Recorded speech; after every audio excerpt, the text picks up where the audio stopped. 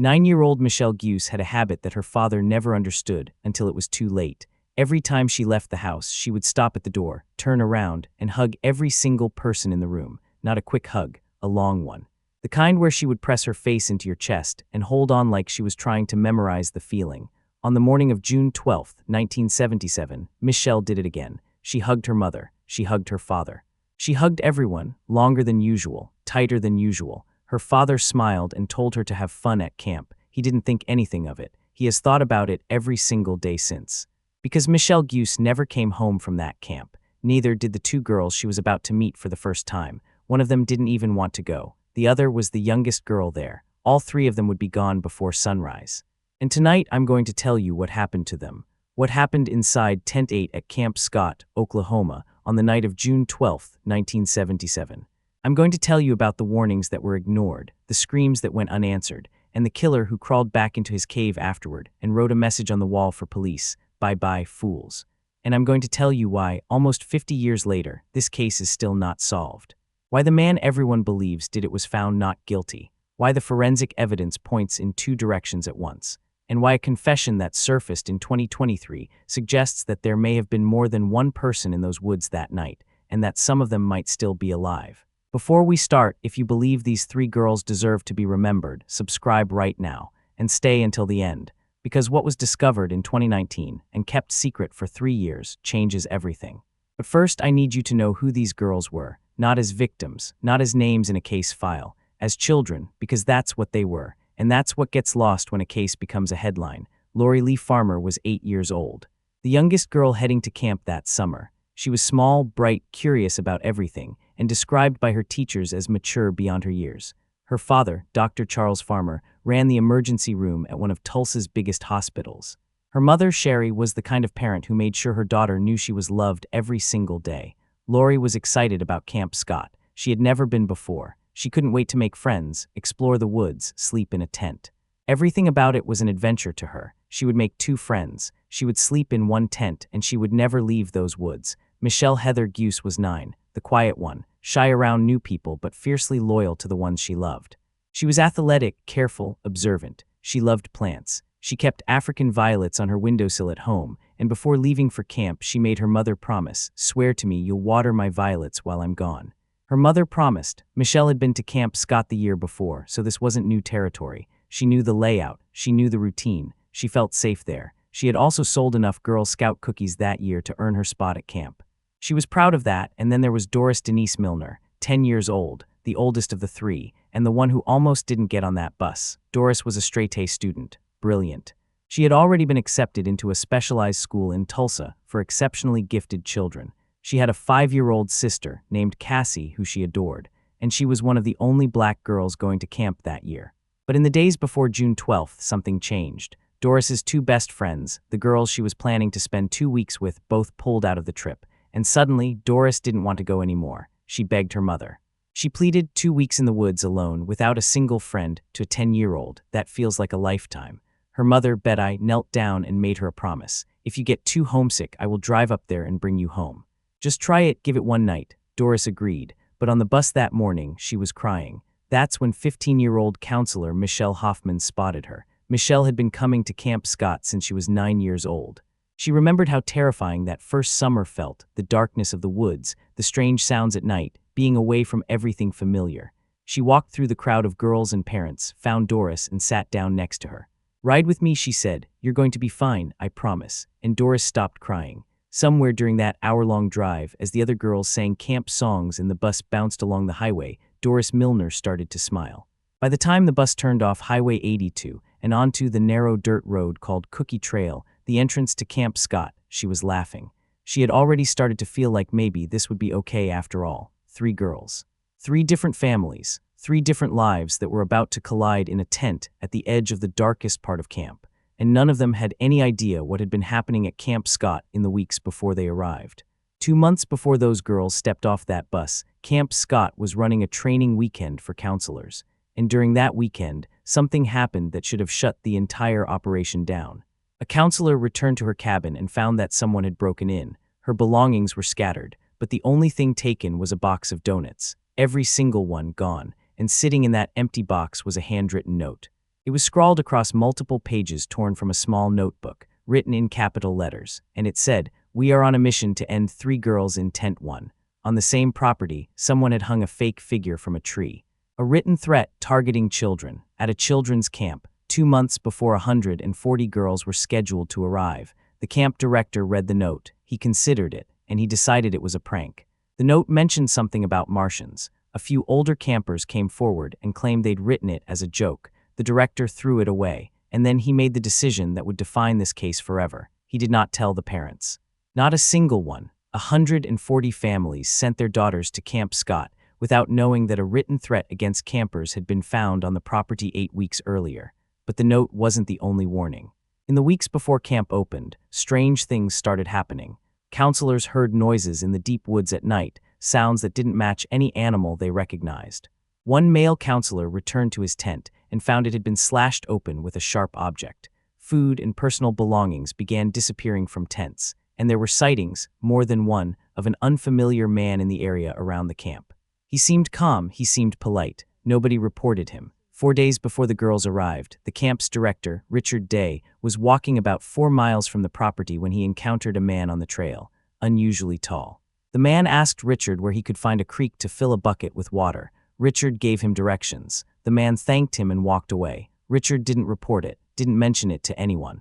Didn't think about it again until it was far too late. And then there was the dog. Camp Scott had a dog named Sally, well-trained, calm. She never growled at campers or staff. But in the nights leading up to June 12th, Sally started behaving differently, growling at the tree line, barking into the darkness at something none of the staff could see, a threat found in a donut box, a tent slashed with a blade, food vanishing in the night, a strange man in the woods, a dog that suddenly won't stop barking at the dark. Every single one of these things happened before a single child arrived at Camp Scott, and every single one of them was ignored. When the girls got to camp on June 12th, they were assigned their tents. Lori, Michelle, and Doris were placed together in the Kiowa campsite. Tent number 8. I need you to understand the layout, because it's the reason these 3 girls and not any others. The Kiowa unit was arranged in a semicircle. The counselor's tent was at one end, Tent 1, closest to the main trail and the rest of the camp. From there, the camper tents curved outward, Tent 2, Tent 3, all the way around to Tent 8, which was the very last one in the arc, the farthest from the counselors, over 80 yards away. And between Tent 8 and the counselor's tent, the shower buildings blocked the line of sight completely. Standing at the counselor's tent, you could not see Tent 8. You could not hear it. It was invisible. There was supposed to be a 4th girl in that tent. She had been assigned to Tent 8 but was misplaced due to a scheduling error. She was supposed to be moved in that same night, but the counselors postponed it because of the thunderstorm rolling in. They decided to do it the next day instead. There was no next day, not for the girls in Tent 8.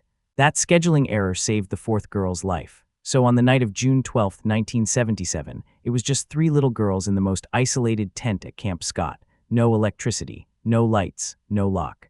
Just a canvas flap between them and 400 acres of pitch-black forest. And Camp Scott had no perimeter fence. The main gate was locked at 11, but unguarded through the night.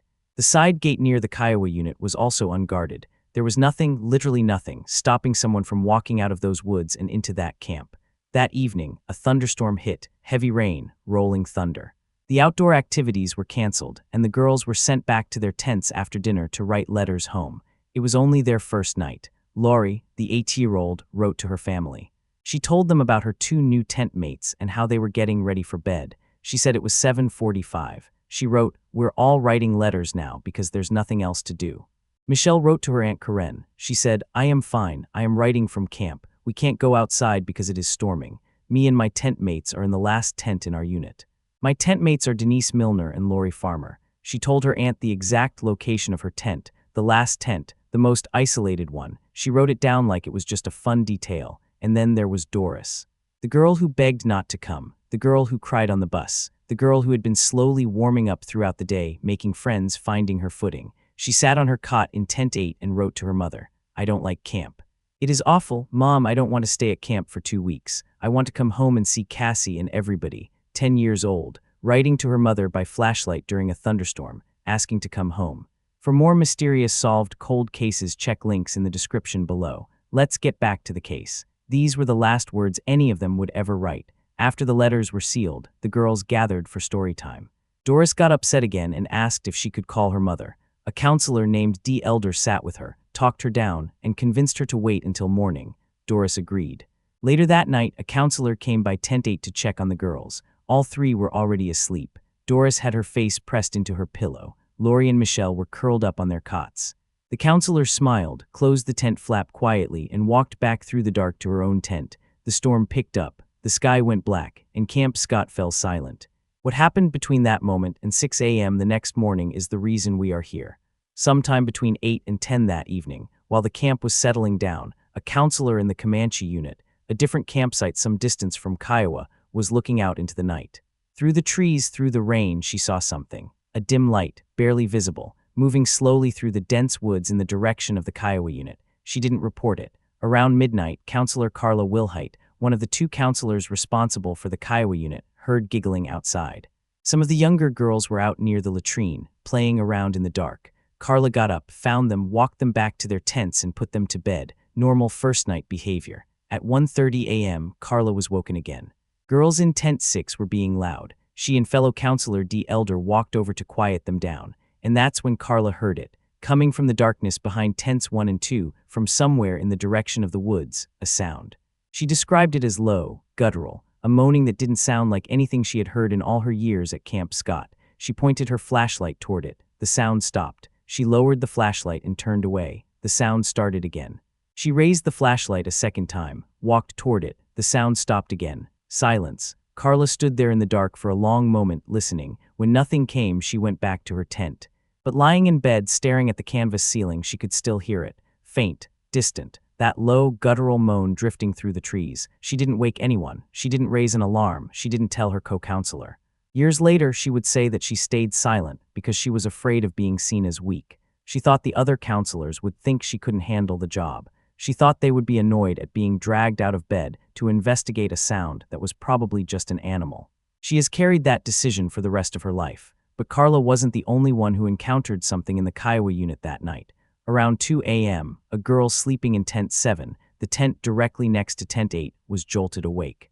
Something had disturbed her, and when she opened her eyes, she saw the canvas flap of her tent being unzipped from the outside. A figure stepped into the entrance. He was holding a flashlight. He stood there in the doorway of a tent full of sleeping children, and he looked at them. The girl who was awake didn't move, didn't scream. She lay frozen in her cot and watched as this figure scanned the tent, paused for a moment, then stepped back. He closed the flap behind him and walked away into the dark. She went back to sleep. He had opened the wrong tent. He had looked inside, seen that these weren't the ones he wanted, and moved on to the next one. Tent 7 was not his target. Tent 8 was, and Tent 8 was right next door. The flashlight he was carrying would later be found near the bodies. Red, modified. Someone had placed tape over the lens with a tiny pinhole so that only a sliver of light could escape. Inside the barrel, newspaper had been stuffed around the batteries so they wouldn't rattle. This man had engineered his equipment for silence and near invisibility. He wasn't improvising. He had prepared for this. Between 2:30 and 3 a.m., a landowner living on a property near Camp Scott was woken by something unusual. The sound of cars. Multiple vehicles on the remote road that ran near the camp. More traffic than he had ever heard at that hour, on a road that most nights saw nothing. Who was on that road at 2:30 in the morning? Where were they going? Were they arriving or leaving? Nobody has ever answered that question. At 3 a.m., a girl in the Cherokee campsite woke to the sound of a scream. She was alert enough to check her watch. She woke the girl next to her. They lay there in the dark, listening. When they heard nothing more, they went back to sleep. At the same time, roughly 3 a.m., another girl in a different campsite heard something too, but she heard more than a scream. She heard a child's voice, high, desperate, terrified, crying out the same word over and over and over. Mama. Mama, mama, one of the campers who heard sounds that night told a counselor. The counselor told her not to worry. First night at camp, she said, girls get homesick. Girls have bad dreams. It's normal. It was not normal. That was Doris Milner, 10 years old, the girl who didn't want to come. The girl who wrote to her mother that night asking to go home, calling out for the one person who had promised to come get her if things got bad. Betty Milner was 50 miles away. She couldn't hear her daughter. Nobody could or nobody chose to. After a while, the screaming stopped. The camp went quiet and everyone went back to sleep. June 13, 1977. Sometime around 6 a.m., the rain had stopped. The sky was gray. Carla Wilhite woke up early to get to the showers before the campers stirred. She stepped out of her tent and started walking the trail that passed through the Kiowa unit. And she saw something that didn't belong. Off to the side of the trail, partially under the tree cover, there were 3 sleeping bags on the ground, 2 of them zipped shut, 1 open. Carla assumed it was luggage. Bags that hadn't been brought inside the night before. She walked toward them to pick them up, and then she saw what was on top of the open sleeping bag. It was Doris, 10-year-old Doris Milner, lying on the bag, partially undressed.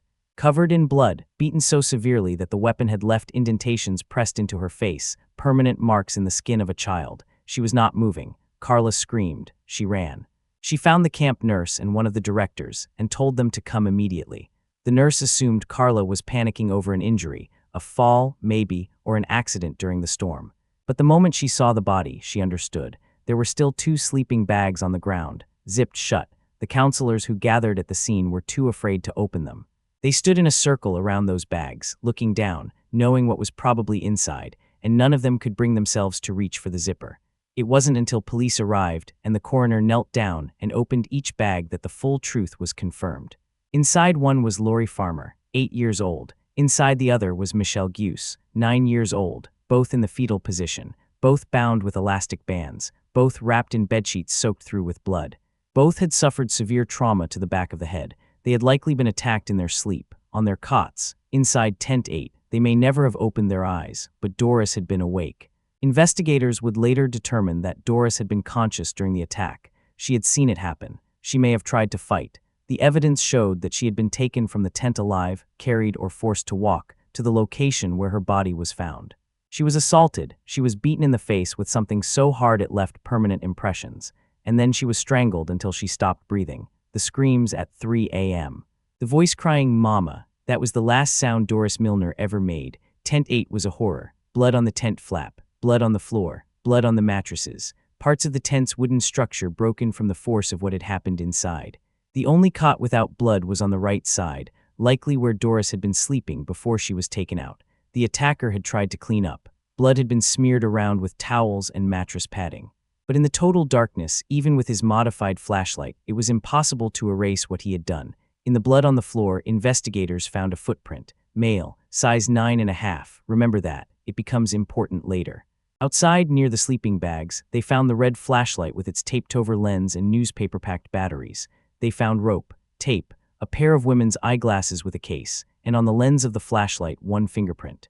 Smudged but enough to image and scan. That fingerprint has never matched anyone. Not in 1977. Not today. It sits in a database somewhere belonging to no one.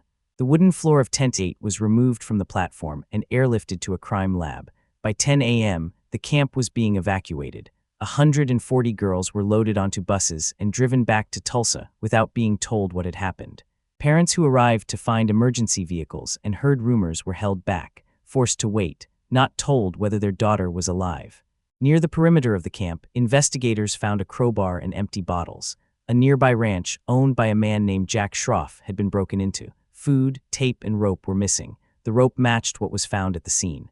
Schroff passed a polygraph. He had a solid alibi. He was cleared, but whoever had broken into his property had helped themselves to supplies and used them. And then, about 2 miles from camp, in a cave hidden in the tree line, investigators found what they had been dreading. Someone had been living there. The cave held grocery items, newspapers, the same edition of the Tulsa World found inside the flashlight, tape matching what had been used on the girls. 2 photographs that forensic analysis would link to someone who had worked in the photo lab at a prison called Granite Reformatory. But the thing that stopped investigators cold was on the wall, written by hand, left there deliberately. A message from the person who had lived in this cave, walked to that camp, entered that tent, and done what he did to those 3 little girls. The killer was here. Bye-bye, fools. Below it, a date. Written in a format commonly used in prisons. 77/6/17. 4 days after the attack, he had come back to the cave after it was done. He had sat in the dark, in the same space where he had planned it all, and he had written a goodbye note to the people who would eventually find it. This was not a man who lost control. This was not an act of impulse. This was someone who had hidden in a cave near a children's camp, watched the girls arrive, planned his approach, modified his equipment, entered the camp at night, moved from tent to tent until he found the right one, did what he did, moved the bodies, attempted to clean the scene, returned to his cave, and then, days later, wrote a message taunting the police. And Camp Scott shut its gates forever. No child would ever sleep there again. The buses that left that morning were the last ones that would ever drive down Cookie Trail Road. The question, the only question that mattered now, was who. And that question starts with a man named Leroy Hart. Hart was born on November 27, 1943, in Claremore, Oklahoma. He was a member of the Cherokee Nation.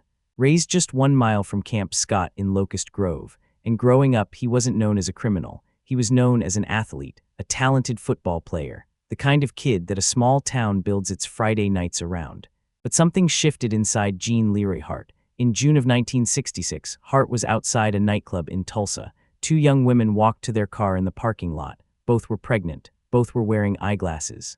Hart took them at gunpoint. He forced them into the car and drove them to Mays County, his home territory, the same county where Camp Scott sat. In a remote area, he tied them up and assaulted them both over the course of hours. At multiple points, he locked them in the trunk, and during the ordeal, he did something that investigators would later find chilling. He took the eyeglasses off both women's faces and tried them on, holding them up, testing the fit. Looking through the lenses, a fellow inmate would later tell authorities that Hart had poor eyesight and needed glasses, but he never went to a doctor. Instead, he developed an obsession, stealing eyeglasses from the people around him. Men's, women's. Prescription, non-prescription, it didn't matter, he took them. Remember the women's eyeglasses found at the Camp Scott scene? Both women survived. Hart was caught, he confessed. He was sentenced to 3 10-year terms served concurrently. And because of how those sentences were structured, Leroy Hart, a man who had kidnapped and brutally assaulted 2 pregnant women, walked out of prison after 28 months. After his release, Hart began breaking into homes. 4 burglaries in a short period, and every single one of them shared a disturbing detail. He broke in while the owners were home, while they were sleeping. He moved through dark rooms, took what he wanted and left, without being heard. Without being seen, the first 3 burglaries went unreported. He wasn't caught until he broke into the home of a Tulsa police officer who found evidence of the earlier crimes in Hart's vehicle. Because Hart was still on parole, the court stacked his sentences, approximately 350 years in prison, and then he escaped, twice. The first time, he and a cellmate hid in a house 1 block from the sheriff's office. They found a coffee pot, brewed coffee, and the smoke drifted out the window. A firefighter saw it, thought the house was on fire, went inside, and found 2 fugitives sitting there with their mugs. They were returned to jail. 1 week later, Hart sawed his way out again. That second escape was in 1973. This time, he vanished. He went to live with his uncle, a Cherokee medicine man named Groundhog Suletsky, and disappeared into the hills and forests of eastern Oklahoma. Family and friends sheltered him. For 4 years, no one could find him. A convicted criminal with an escalating history of assault and home invasion, living as a fugitive in the woods, 1 mile from a children's camp. And then on June 12, 1977, 3 little girls arrived at that camp, and by morning they were gone. Sheriff Glenn Pete Weaver arrived at the crime scene on the morning of June 13th. According to multiple witnesses, within minutes, before any evidence had been processed, before any forensic analysis had been conducted, before any formal investigation had begun, Weaver lit a cigarette and said, Leroy Hart did this, and the hunt began. The backlash was immediate. Hart was Cherokee, and many people, particularly within the Native American community, saw this for what they believed it was. A sheriff who had decided on his suspect before looking at a single piece of evidence, a convenient target, a fugitive, a minority with a record, the easiest name to attach to the worst crime Mays County had ever seen. Weaver didn't care about the criticism. He told the press he was 1,000% certain that Hart was the one, and he launched what would become the largest and longest manhunt in Oklahoma history, 40 FBI agents. Over $1.25 million, hundreds of local volunteers, some of whom showed up intoxicated and had to be arrested before the search could begin. Then the tracking dogs were brought in. 2 animals from Pennsylvania, valued at over $10,000 each, renowned for their abilities, and almost immediately something went wrong. A local medicine man reportedly placed a curse on the dogs. He said they would not survive. Within days, one of them, a Rottweiler named Butts, collapsed from exhaustion and did not recover. The surviving dog, Harris, continued working the case. His handler told the press there would be a break soon. There wasn't. During transport back to Pennsylvania, Harris broke free, ran onto a highway, and was struck by a vehicle. Both dogs gone, within 4 days. Over $20,000 in tracking capability dead. The investigation was back to zero, and Hart was still a ghost. For 10 months, he evaded every search, every tip, every sweep. Investigators believed he was still in the area, being protected by people who either believed in his innocence or feared what would happen if they cooperated. The Cookson Hills east of Camp Scott were rugged, remote, and filled with people who had no interest in helping law enforcement. But on April 6, 1978, almost a year after the attacks, a tip finally led somewhere real. At 4:15 p.m., 8 OSBI agents surrounded a small, broken-down residence in the Cookson Hills, about 45 miles from Camp Scott. It was the home of a Cherokee medicine man known as Pigeon. Inside, sitting calmly, was Leroy Hart. He was arrested without resistance, and as the agents put handcuffs on him, every single one of them noticed the same thing. He was wearing a pair of women's eyeglasses. 11 years after he took glasses off the faces of 2 women he had assaulted in 1966. After glasses were found at a crime scene where 3 children had been attacked. Leroy Hart was sitting in a cabin in the woods, wearing women's eyeglasses. Some habits don't change. Investigators searched Pigeon's home. The first search turned up nothing connected to the case. They searched again.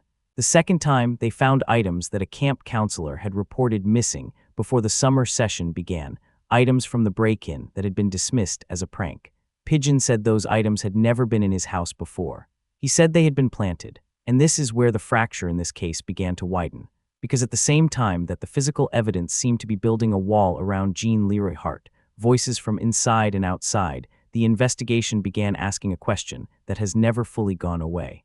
Was the evidence real, or was it put there by people who had already decided Hart was guilty? The photographs in the cave linked to Hart's prison job, but Hart's defense would later argue that Sheriff Weaver had those photographs in his desk at the Mays County Jail and planted them in the cave to manufacture a connection. The items at Pigeon's house, found only on the second search, not the first, a sheriff who had named his suspect within minutes of arriving at the scene, before any evidence existed. Was Leroy Hart the man who hid in that cave and wrote, "Bye-bye, fools" on the wall? Or was he the one person in Mays County who was easy enough to blame that it didn't matter whether the evidence was real? That question was about to go to a jury, and what happened in that courtroom would break this case in half. The trial of Leroy Hart began on March 19, 1979. The courtroom was on the 3rd floor of the Mays County Courthouse. Security was heavy. Reporters from across the country filled every available seat. And outside, 2 very different groups of people had gathered for 2 very different reasons. On one side, the families, parents who had buried their children and waited almost 2 years for someone to answer for it. On the other, Hart's supporters, many of them Cherokee, many wearing T-shirts that read, "Stop the Mays County Railroad." They believed deeply and completely that an innocent man was being sacrificed by a sheriff who needed a conviction more than he needed the truth. Hart's defense attorney was a man named Garvin Isaacs, sharp, experienced, a former public defender who knew how to dismantle a case from the inside. Hart's supporters had raised the money to hire him. And the first time Isaacs sat down with his client, Hart looked at him and said, "I want you to know one thing, I didn't do this." Isaacs believed him. He would say so for the rest of his career. Hart also had something else working in his favor, something the prosecution couldn't overcome no matter how much evidence they brought into that room: an alibi witness. Hart's uncle, Groundhog Suletsky, the medicine man who had sheltered him during his years as a fugitive, had told members of the Cherokee community that he was with Hart on the night of June 12th. That Hart was nowhere near Camp Scott, but Groundhog Suletsky never made it to the witness stand. Before Hart was even arrested, his uncle suffered a heart attack and died. The one person who could have placed Hart somewhere other than Camp Scott that night was gone, so the trial moved forward, and the prosecution laid out its case. But here is what the prosecution was fighting against, and it's something most people don't understand about this case until they sit with it for a while. In 1979, DNA evidence did not exist, not in any courtroom, not in any crime lab. The technology that could place a specific person at a specific scene with near certainty was still 7 years away from its first forensic application, which meant that every single thing the state of Oklahoma brought into that courtroom was circumstantial. The photographs from the cave, linked to Hart's work in the prison photo lab. But the defense argued that Sheriff Weaver had those photos at his desk in the Mays County Jail and planted them in the cave to create a false connection. And this wasn't a baseless accusation. Weaver had named Hart as his suspect before the investigation had produced a single piece of evidence. The chain of custody on those photographs was questionable at best. The hair found at the crime scene. A state analyst testified it matched Hart, but under cross-examination, the analyst conceded that hair analysis in 1977 could not identify a specific individual. It could narrow the field. It could suggest consistency, but it could not, and the analyst said this directly, prove that the hair belonged to Leroy Hart. The shoe print, the bloody footprint on the floor of Tent 8, size 9.5. The prosecution presented it as evidence that a man had been inside that tent, but the defense pointed out something the prosecution couldn't explain away. The print was too small for Hart. His feet were larger than a 9.5. If that footprint belonged to the person who attacked those girls, it did not belong to Jean Leroy Hart. And the fingerprint, the single print found on the lens of the red flashlight, the flashlight the attacker carried through camp, tent to tent, in the middle of the night. The prosecution had it dusted, imaged, and scanned through every state and federal database available. It did not match Jean Leroy Hart. The only direct physical link that could have tied Hart to the crime scene, a fingerprint on the weapon, pointed somewhere else entirely. And to this day, that print has never been identified. No matching fingerprint, no matching shoe print, no DNA, no eyewitness who could place Hart at Camp Scott on the night of June 12th. And there was one more thing the jury never heard. The judge ruled before the trial began that Hart's prior criminal history was inadmissible. The jury was never told about the 1966 kidnapping and assault of 2 pregnant women. They never heard about the eyeglasses, how Hart took them from his victims and tried them on. They never learned about the escalating pattern of violence. They were asked to decide whether this man was responsible for what happened at Camp Scott, and they were asked to do it blind. The defense didn't just dismantle the prosecution's evidence. They offered the jury an alternative, another name, another suspect, a man whose shadow has hung over this case ever since, William Stevens, a convicted criminal with a record of similar offenses. And the connections to Camp Scott were disturbing. An 11-year-old camper who had seen an unfamiliar man on the grounds days before June 13th was shown a photograph of Stevens during the trial. She studied it and said, "That looks like the man." A woman named Joyce Payne took the stand. She was a friend of Stevens. She testified that he had borrowed her flashlight before the events at Camp Scott and never returned it. When she was shown a photograph of the red flashlight found near the girls' bodies, she said, "That flashlight is my flashlight. It was given to me by my son." Her son, Larry Payne, testified that he had seen Stevens shortly after June 13th. Claw marks down his forearms and neck, boots covered in something dark. Stevens had asked to use Larry's bathroom to clean them, but Stevens' employer said he had been working in Florida at the time. And later, Larry Payne took back everything he had said. He recanted his testimony. Whether he told the truth the first time or the second time, that question has never been settled. Stevens was arrested on similar charges within months of the Camp Scott case. He was investigated, questioned, and in 1984 he was dead, whatever he knew left with him. Years later, the OSBI confirmed that biological evidence from the scene did not match Stevens. He was not the one who assaulted those girls, but that doesn't answer every question. It doesn't tell us whether he was there, whether he helped, whether he stood outside that tent while someone else went in. And Stevens wasn't the only name that surfaced. In 1996, a private investigator named Ted LaTurner brought 3 names to a Mays County grand jury: Sonny James, Frank Justice, and Bill Stevens. All had serious criminal records. All were rumored to have connections to Hart. James asked for a lawyer when the OSBI questioned him and was later convicted of taking a life in 1984. Justice, James' uncle, had been arrested over a dozen times and was evasive under questioning. He claimed he had seen the writing on the cave wall. None of them were ever charged. The witness who named them later recanted. But the names never fully went away. On March 30th, 1979, the jury retired to deliberate. It took them minutes. Not guilty, unanimous. Hart collapsed in his chair and sobbed. Outside, his supporters celebrated. Inside, the families of 3 little girls sat in a silence that would last the rest of their lives. The judge reportedly leaned toward them and said, "Sometimes the guilty go free." Hart was sent back to the Oklahoma State Penitentiary in McAlester to serve the remainder of his original sentence, over 300 years for the assaults, burglaries, and his escape. His attorneys began working on getting that sentence reduced. They never got the chance. On June 4, 1979, Jean Leroy Hart was in the prison exercise yard. He had been jogging and lifting weights for about an hour. And without warning, he went down. Massive heart attack. Age 35. Dead before anyone could reach him. The autopsy showed he had suffered a previous cardiac event that was never diagnosed. His heart was already damaged. The exertion finished it. Rumors started immediately that other inmates had done something to him. The medical examiner's findings said otherwise, but in a case built on suspicion and conspiracy, facts were optional. His defense attorneys served as pallbearers. Thousands attended the funeral. For the Cherokee community, Hart died an innocent man. For the families of Lori, Michelle, and Doris, his death sealed the case shut with no resolution. If he did it, he was never held accountable. If he didn't, the real person was still free. And for the next decade, silence. But science doesn't wait for verdicts. In 1989, biological samples from the scene were tested using early forensic profiling.